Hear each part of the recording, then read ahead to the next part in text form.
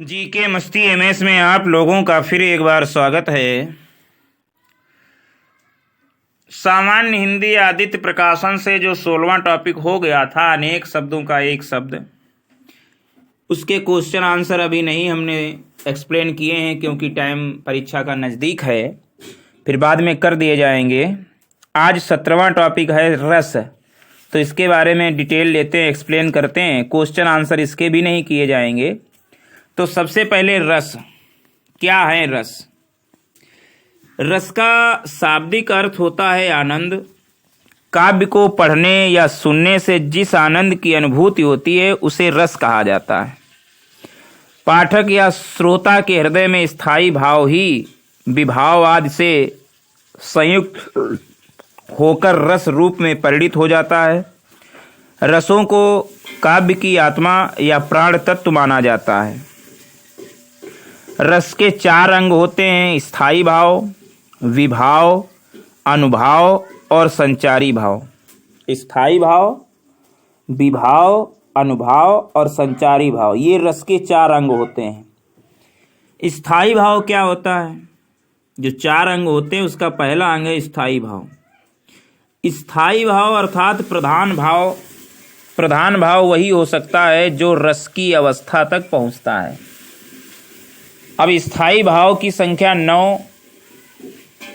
बाद के आचार्यों ने 2 और रसों को जोड़ा है या चर्चा की है, वात्सल्य और भगवत विषयक। 9 रसों की स्थायी भाव बताए गए हैं रस के, लेकिन बाद के आचार्यों ने 2 और जोड़े हैं रस, जिनका वात्सल्य व भगवत विषयक। इस तरह स्थायी भावों की मान्यता 11 है, अर्थात रसों की संख्या 11 हो गई है। विकल्प में 9 व 11 दोनों हों तो 9 का ही चयन करें, क्योंकि स्थायी भाव 9 ही हैं। दोनों विकल्प में अगर हों तो 9 का ही चयन करें। कौन कौन से? जैसे श्रृंगार रस है तो उसका स्थायी भाव रति होगा। श्रृंगार रस का स्थायी भाव रति। करुण का स्थायी भाव शोक होगा। रौद्र का स्थायी भाव क्रोध होगा। अद्भुत रस का स्थायी भाव आश्चर्य या विस्मय होगा। शांत रस का स्थायी भाव निर्वेद या निवृत्ति होगा। भक्ति रस का स्थायी भाव भगवत विषयक या अनुराग होगा। भगवत विषयक रति या अनुराग होगा। ये भक्ति रस आया है, नया रस। हास्य रस का स्थायी भाव हास होता है या हंसना। वीर रस का स्थायी भाव उत्साह। भयानक रस का स्थायी भाव भय। विभत्स रस का स्थायी भाव जुगुप्सा। वात्सल्य रस का स्थायी भाव वात्सल्य रति। ये तो स्थायी भाव हो गया। अब रस का जो दूसरा अंग था विभाव। विभाव मतलब कारण। विभाव मतलब कारण, यानी स्थायी भाव के उद्बोधन कारणों को विभाव कहते हैं। यानी किनके कारण रस उत्पन्न हुआ है, मतलब किनके कारण स्थायी भाव उत्पन्न हुआ है, तो उसे विभाव कहते हैं।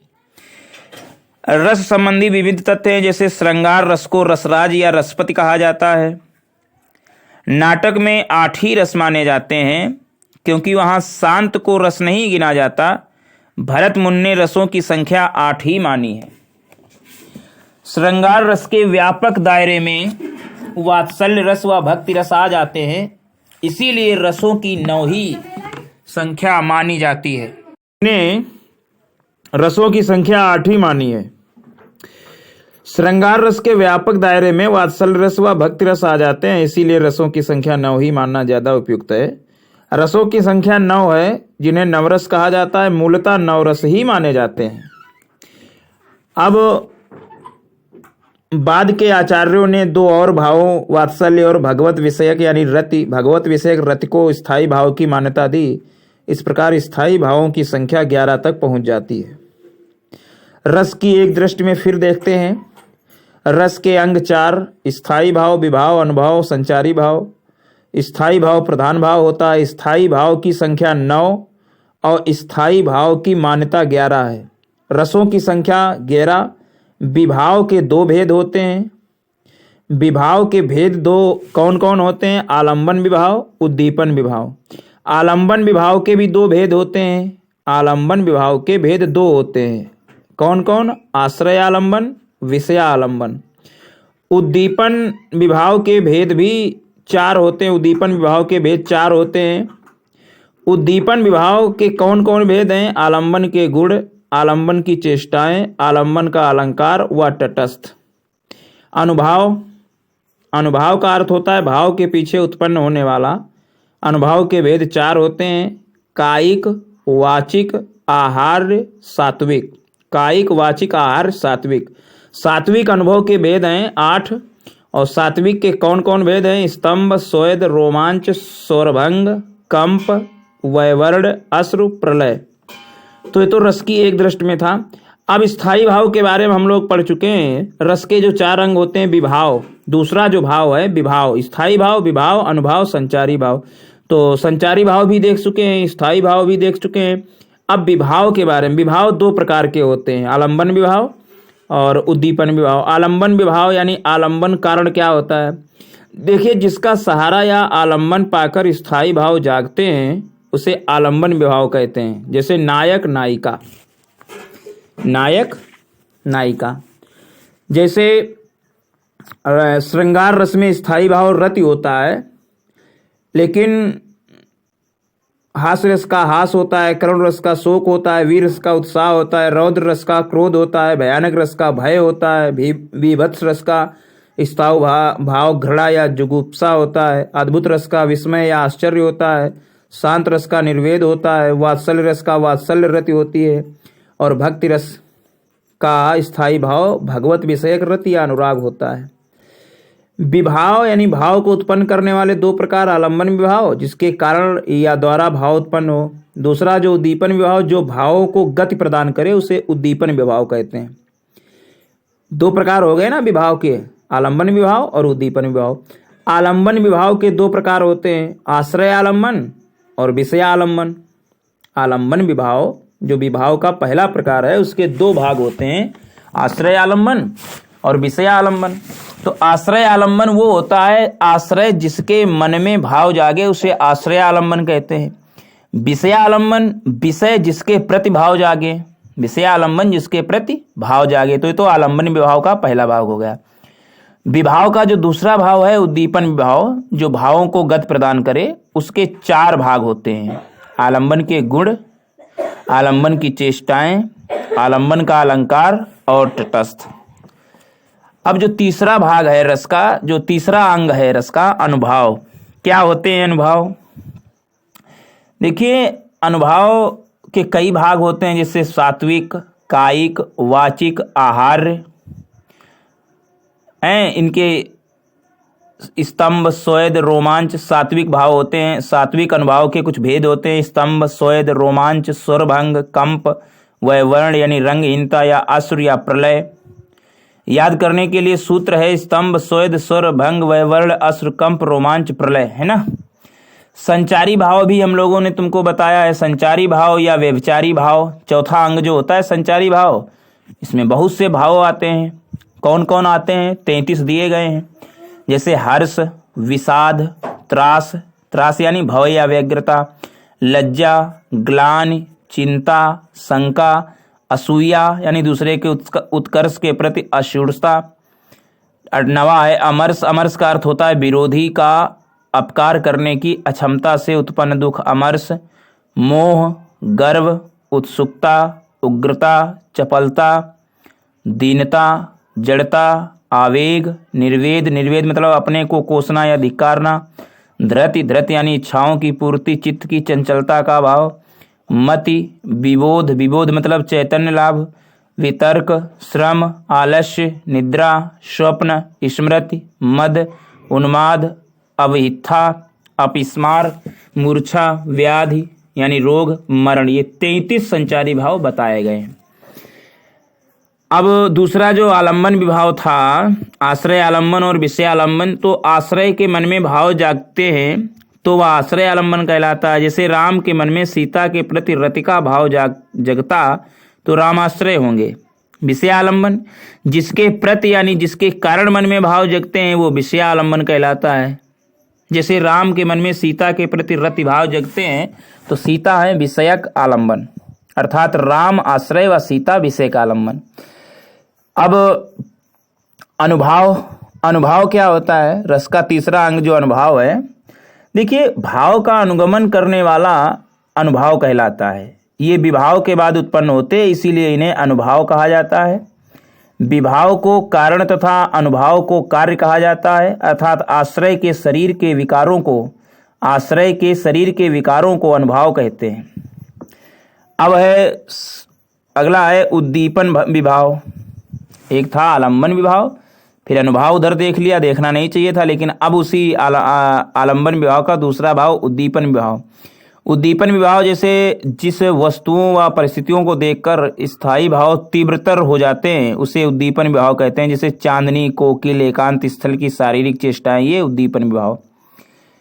अब ये तो हो गया रस के बारे में। अब बारी बारी से रसों को देख लेते हैं। पहला रस है रसों का परिचय। पहला रस है श्रृंगार रस। देखिए श्रृंगार रस के दो भेद होते हैं, संयोग श्रृंगार और वियोग श्रृंगार। रति नामक स्थायी भाव ही श्रृंगार रस में परिणित हो जाता है। नायक नायिका के मिलने के प्रसंग में संयोग श्रृंगार तथा उनके विरह में वियोग श्रृंगार। इसके अव्यय निम्नवत हैं। अव्यय जैसे अनुभाव, इसके अव्यय जैसे आश्रय नायक होगा, आलंबन नायिका होगा। उद्दीपन श्रृंगार रस में नायिका की चेष्टाएं, हाव भाव, तिरछी चितवन, मुस्कान आदि होगी। अनुभाव इसमें जैसे कटाक्ष, ये बढ़ाएगा ना रस को, कटाक्ष, आलिंगन, चुंबन आदि। संचारी भाव लज्जा, हर्ष, चपलता होगा। उदाहरण जैसे बतरस लालच लाल की मुरली धरी लुकाए, सौह करें भौहन हंसे, देन कहें नटी जाए। दूसरा उदाहरण तरनी तनुजा तट तमाल तरुवर बहु छाए, झके कूल सो जल पर सन, झुके कूल सो जल पर सन, हित मनो सुहाए। तो ये तो है श्रृंगार रस। अगला है वीर रस। देखिए उत्साह नामक स्थायी भाव ही वीर रस में परिणित हो जाता है और इसके अव्यय निम्नलिखित हैं। जैसे स्थायी भाव तो वीर रस का उत्साह होता है। आलंबन शत्रु होता है, आलंबन शत्रु के मन में आता है। आश्रय नायक, आलंबन जो होगा वो शत्रु होगा, आश्रय जो होगा वो नायक वीर पुरुष होगा। उद्दीपन जैसे युद्ध के बाजे जब बजे तो वीर रस उत्पन्न हुआ। अनुभाव होगा अंगों का फड़कना।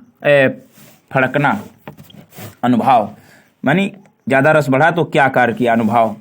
उदाहरण जैसे है कि वीर तुम बढ़े चलो, धीर तुम बढ़े चलो, सामने पहाड़ हो कि सिंह की दहाड़ हो, तुम कभी रुको नहीं, तुम कभी झुको नहीं, वीर तुम बढ़े चलो, धीर तुम बढ़े चलो। और दूसरा उदाहरण साज चतुरंग सैन्य अंग में उमंग धारी, सरजा शिवाजी जंग जीतन चलते हैं। साज चतुरंग सैन्य अंग में उमंग धारी, सरजा शिवाजी जंग जीतन चलते हैं। अगला रस है शांत रस। शांत रस निर्वेद नामक स्थायी भाव विभाववाद से संयुक्त होकर शांत रस की निष्पत्ति करता है। इसका स्थायी भाव निर्वेद, आलंबन, ईश्वर चिंतन, संसार की आसरता, आश्रय ज्ञानी व्यक्ति के हृदय में आता है ये शांत रस। उद्दीपन सत्संग, मतलब सत्संग से बढ़ता है ये रस। दार्शनिक ग्रंथों का पठन आदि से बढ़ता है तो उद्दीपन हो गए सत्संग, दार्शनिक ग्रंथों का गठन। संचारी भाव ग्लानि, उद्वेग, दैन्य, जड़ता, ये आते हैं संचारी भाव में। ग्लानि, उद्वेग, दैन्य, जड़ता। उदाहरण मन रे तन कागद का पुतला, मन रे तन कागद का पुतला, लागे बूंद बिन सिजाए छिन में, लागे बूंद बिन सिजाए छन में, गर्व करे क्यों इतना, मन रे तन कागद का पुतला। दूसरा उदाहरण शांत रस का तपस्वी क्यों इतने हो क्लांत, वेदना का यह कैसा वेग, तपस्वी क्यों इतने हो क्लांत, वेदना का यह कैसा वेग, आह तुम कितने अधिक हताश, बताओ यह कैसा उद्वेग, आह तुम कितने अधिक हताश, बताओ यह कैसा उद्वेग। चौथा रस है वात्सल्य रस।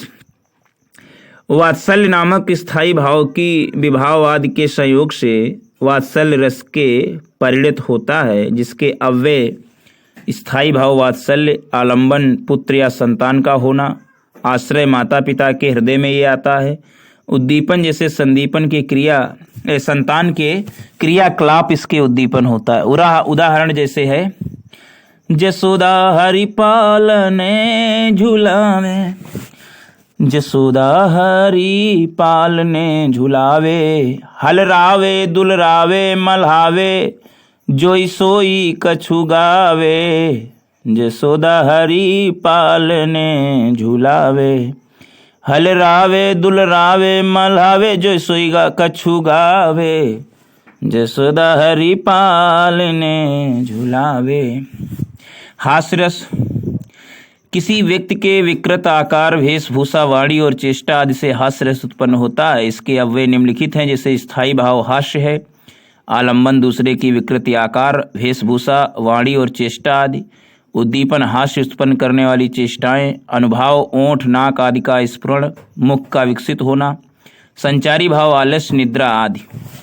उदाहरण जैसे है कि विंद के वासी उदासी तपोव्रत, धारी महाबिनु नारी दुखारे, विंद के वासी उदासी तपोव्रत, धारी महाबिनु नारी दुखारे, गौतम तेतरी तुलसी सो कथा सुनी, भे मुनि वृंद सुखारे, गौतम तेतरी तुलसी सो कथा सुनी, भे मुनि वृंद सुखारे, होए हैं शिला सब चंद्रमुखी, पर से पद मंजुल कंच तिहारे, हुई हैं शिला सब चंद्रमुखी, पर से पद मंजुल कंच तिहारे। अरे विंद के वासी उदासी तपोव्रत, धारी महाबिनु नारी दुखारे, गौतम तियतरी तुलसी सो कथा सुनी, भे मुनि वृंद सुखारे, हुई है शिला सब चंद्रमुखी, पर से पद मंजुल कंच तिहारे। औ कीनी भली रघुनायक जू, करुणा करी कानन को पगुधारे, औ कीन्ही भली रघुनायक जू, करुणा करी कानन को पगुधारे। अगला रस है भयानक रस। किसी भयप्रद वस्तु, व्यक्ति या स्थिति का ऐसा वर्णन जो मन में भय का संचार करे, भयानक रस की व्यंजना करता है। इसके अव्यय निम्नलिखित हैं, जैसे स्थायी भाव भय होता है, आलंबन भयानक दृश्य होता है, उद्दीपन आलंबन की चेष्टाएं, निर्वता और कोलाहल होता है, और अनुभाव कंप, स्वेद, स्वरभंग, पलायन, मूर्छा आदि होता है। संचारी भाव आवेग, शंका, दैन्य, चिंता होती है। उदाहरण जैसे कि उधर गरजती सिंधु लहरियां, कुटिल काल के जालों सी, चली आ रही फेन उगलती, फन फैलाए ब्यालों सी। उधर गरजती सिंधु लहरियां, कुटिल काल के जालों सी, चली आ रही फेन उगलते, फन फैलाए ब्यालों सी। यहाँ प्रलयकालीन समुद्र का भयप्रद चित्रण किया गया है, अतः भयानक रस है। प्रलय काल में समुद्र की ऊंची ऊंची लहरें आलंबन हैं, देवगढ़ आश्रय हैं, भय स्थायी भाव है, अतः भयानक रस है। अगला है आज बचपन का कोमल गात, जरा का पीला पात, 4 दिन सुखद चांदनी रात, और फिर अंधकार अज्ञात, आज बचपन का कोमल गात। ये भी है भयानक रस।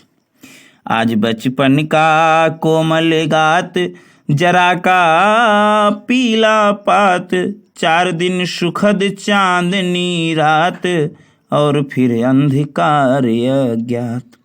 अगला रस है रौद्र रस। शत्रु अथवा अविनीत व्यक्ति की चेष्टाएं, गुरुजनों की निंदा, अपमान आदि से उत्पन्न क्रोध विभाव आदि से संयुक्त होकर रौद्र रस में परिणित होता है। इसके अव्यय इस प्रकार हैं। स्थायी भाव क्रोध है। आलंबन इसका शत्रु, विपक्षी, देशद्रोही, गुरुद्रोही, दुराचारी व्यक्ति। उद्दीपन कटुवचन, शत्रु के द्वारा किए गए अपराध। अनुभाव नेत्रों का लाल होना, ओंठ पकड़ना, दांत भींचना। संचारी भाव अमरस, मोह, मद, जड़ता, गर्व, स्मृति। उदाहरण क्या है रौद्र रस के? बोरों सबे रघुवंश कुठार की, धारु में बारन बाजी सरथई। और बाण की वायु उड़ाए के लक्षण, लक्ष्य करो अरिहा समराथई। बोरों सबे रघुवंश कुठार की, धारु में बारन सा बाजी सराथई। और बाण की वायु उड़ाए के लक्षण, लक्ष्य करो अरिहा समराथई।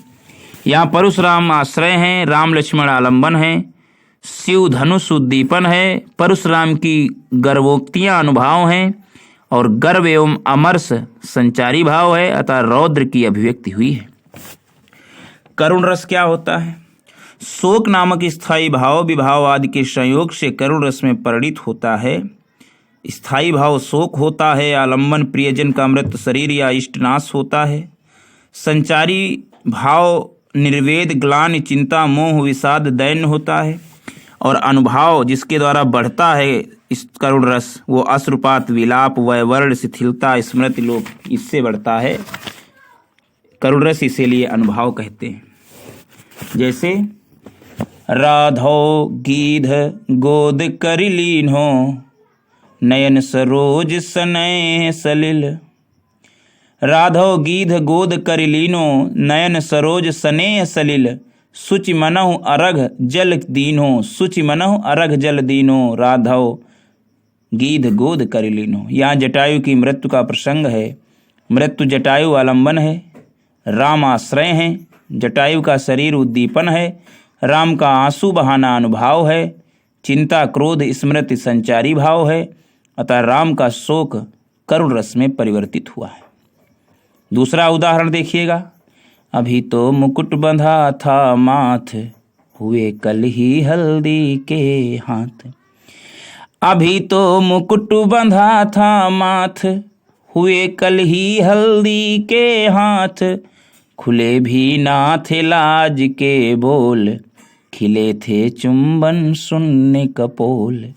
खिले भी ना थे लाज, खुले भी ना थे लाज के बोल। खिले थे चुम्बन शून्य कपोल। हाय रुक गया यही संसार, बिना सिंदूर अनल अंगार। हाय रुक गया यही संसार, बिना सिंदूर अनल अंगार। वात हते लतिकावट, सुकुमार पड़ी है चित्रधार। हाय रुक गया यही संसार। वात हते लटिकावट, सुकुमार पड़ी है छिन्नधार। हाय रुक गया यही संसार। ये करुण रस का उदाहरण। अगला है विभत्स रस। घृणा नामक स्थायी भाव विभाव आदि से संयुक्त होकर विभत्स रस में परिणित होता है। इसके अव्यय जैसे स्थायी भाव जुगुप्सा होता है। आलंबन मांस, रक्त, अस्थि, शमशान, दुर्गंध आदि। उद्दीपन रक्त, मांस आदि का सड़ना, कुत्ते, गिद्ध आदि द्वारा सौ नोचना। अनुभाव इसका होता है थूकना, नाक, भाव सिकोड़ना, रोमांच। संचारी भाव होता है मोह, जड़ता, व्याधि। उदाहरण है सिर पर बैठो काग, आंख दो खात निकारत। सिर पर बैठो काग, आंख दो खात निकारत। खींचत जी भई स्यार, अतई आनंद उर धारत। खींचत जी भई स्यार, अति है आनंद उर धारत। सिर पर बैठो काग, आंख दो खात निकारत। खींचत जी भई सियार, अति है आनंद उर धारत। यहाँ स्थायी भाव जुगुप्सा है यानी घृणा है। पाठक आश्रय है। आलंबन शमशान का दृश्य है। काग द्वारा आंख निकालना उद्दीपन है। इन सबसे पुष्ट होकर जुगुप्सा नामक स्थायी भाव बीभत्स रस में परिणित हुआ है। और अंतिम रस है अद्भुत रस। किसी असाधारण वस्तु या दृश्य को देखकर मन में विस्मय नामक स्थायी भाव ही विवाद आदि से संयुक्त होकर अद्भुत रस में परिणित हो जाता है। इसके अलावा निम्नवत स्थायी भाव इसका विस्मय यानी आश्चर्य, आलंबन अलौकिक या आश्चर्य उत्पन्न करने वाली वस्तु, उद्दीपन आलंबन के गुण, अनुभाव नेत्र फैलना, रोमांच संभरक, संचारी भाव वितर्क, भ्रांति हर्ष आवेग आदि। उदाहरण इसके हैं अद्भुत रस के कि अखिल भुवन चर अचर सब हरिमुख में लखिमात, चकित भई गद गद वचन विकसति द्रग पुलकात। अखिल भुवन चर अचर सब हरिमुख में लखिमात, चकित भई गद गद वचन विकसित द्रग पुलकात। यहाँ माता कौशल्या आश्रय है। शिशुराम के मुख में सभी लोगों को देखना आलंबन, चकित होना रोमांच, आंखें फैलाना अनुभाव, इन सब से पुष्ट होकर विस्मय स्थायी भाव रस के रूप में परिणित हुआ है। तो ये तो रसों का एक्सप्लेन हुआ। कुछ कोटेशन देख लेते हैं। श्रृंगार रस का स्थायी भाव रति, शांत रस का स्थायी भाव निर्वेद। कवि बिहारी मुख्यतः किस रस के कवि हैं? श्रृंगार रस के। शोभित कर नवनीत लिए, इसमें वात्सल्य रस है। रसो उत्पत्ति में आश्रय की चेष्टाएं क्या कही जाती हैं? तो रस उत्पत्ति में जो आश्रय की चेष्टाएं अनुभाव कही जाती हैं। टा ठा डा ढा वर्णों के प्रयोग का संबंध काव्य के किस गुण से है? तो टा ठा ढा डा ये ओज रस से संबंधित हैं। ये वर्ण जो हैं ओज रस से। माधुर्य गुण का किस रस में प्रयोग होता है? तो माधुर्य गुण का श्रृंगार रस में प्रयोग होता है। प्रिय पति वह मेरा प्राण प्यारा कहाँ है, इसमें शोक रस है। विस्मय का स्थायी भाव किस रस में होता है? तो विस्मय का स्थायी भाव अद्भुत में होता है। अतिमलीन वृषभानुकुमारी, अतिमलीन वृषभानुकुमारी, इसमें प्रलंब श्रृंगार है। प्रलंब श्रृंगार है। किलक अरे मैं नेह निहारूं, इन दांतों पर मोती वारू, इसमें वात्सल्य रस है। सर्वश्रेष्ठ रस किसे माना जाता है? श्रृंगार रस को। रसराज भी कहते हैं श्रृंगार रस को। रस कितने होते हैं? 9। ऊधव मोय ब्रज विसरत नाही, हंस सुता की सुंदर कगरी और द्रुमन की छाही, ऊधव मोय ब्रज विसरत नाही, इसमें श्रृंगार रस है। हिंदी साहित्य का 9वां रस होता है शांत रस। उस काल मारे क्रोध के तन कांपने उसका लगा, मानो हवा के जोर से सोता हुआ सागर जगा, इसमें रौद्र रस है। उस काल मारे क्रोध के तन कांपने उसका लगा, मानो हवा के जोर से सोता हुआ सागर जगा, रौद्र रस है। रौद्र रस का स्थायी भाव क्रोध होता है। बीभत्स रस का स्थायी भाव जुगुप्सा या घृणा होता है। शोभित कर नवनीत लिए, घुटरुअन चलत रेणु तन मंडित मुख दधिलेप किए, शोभित कर नवनीत लिए, घुटरुन चलती रेणु तन मंडित मुख दधिलेप किए, शोभित कर नवनीत लिए, ये वात्सल्य रस है। भरत मुनि के अनुसार रसों की संख्या 8। काव्य में कितने रस हैं? 9। तो ये तो हो गए। अनुभाव कितने? सात्विक, वाचिक, कायिक, आहार्य, तो ये हो गए। तो इस तरीके से रस का पूरा एक्सप्लेन हुआ। क्वेश्चन इसके रह गए वो